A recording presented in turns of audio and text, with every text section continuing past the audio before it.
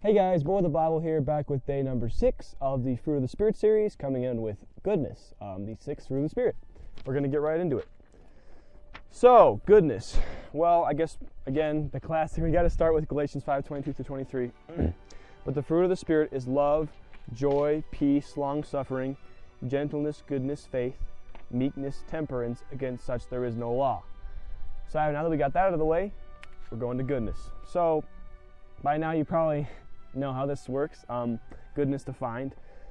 That word there in Galatians 5:22 used to, translated into goodness. This is the Greek for it. It is agathosune, I believe is how you say it. It's goodness, virtue, or beneficence. So it's just a general term. This one's interesting actually. It's only used, this particular Greek word is only used in the King James Version 4 times, and it's always translated as goodness. Which is kind of cool, because sometimes they'll translate words differently depending on the context, so it's kind of interesting. This word pretty much always means that.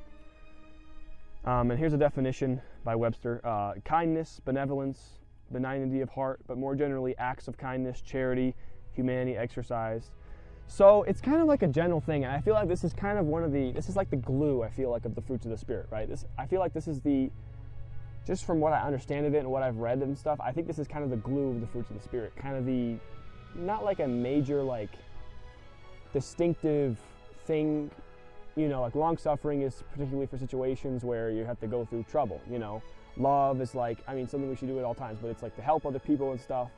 Joy, they all have their kind of particular, area where they're kind of used for almost, if this is making any sense. But goodness is kind of a general glue, I'd say, that just is kind of throughout. You need goodness to exercise all the other fruits of the Spirit.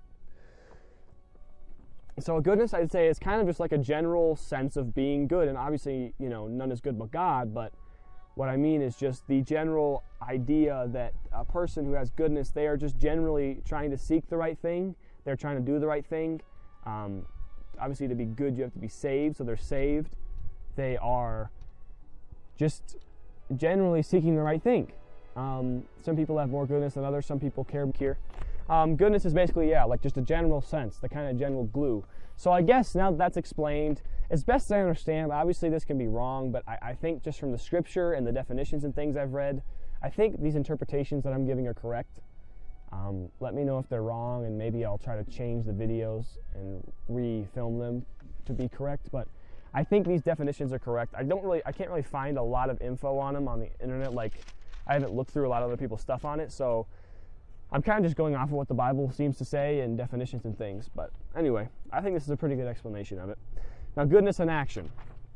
Matthew 12:35. A good man out of the good treasure of the heart bringeth forth good things, and the evil man out of the evil treasure bringeth forth evil things. And that's the main verse that kind of brings me to think that it's kind of a general glue. Because, good things is a very broad term, right? That can be long-suffering, that can be joy, that can be love. Those are good things. On the flip side, you have maybe a study we'll do another time, which is the fruits of the flesh, or the fruit of the flesh, which is given a couple of verses earlier than the fruits of the Spirit, fruit of the Spirit.